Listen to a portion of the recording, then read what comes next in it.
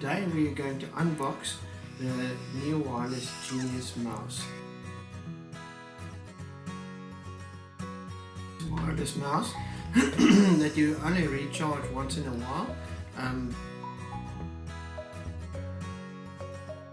Doing it. So let's just quickly open the box. It's got stickies on the side. Just seal it properly. Open that up.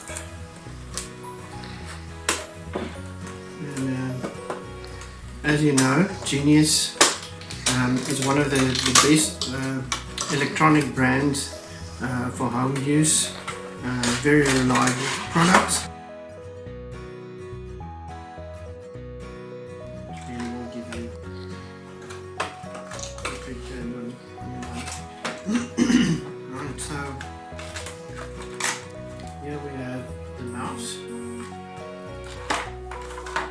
and on the inside underneath you can see there the little wireless receiver. So this goes into your laptop, and this is obviously the mouse.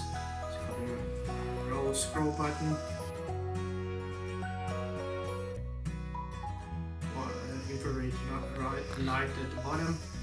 It's got an on-off button there to save power, and there's the little charge cable that comes with it.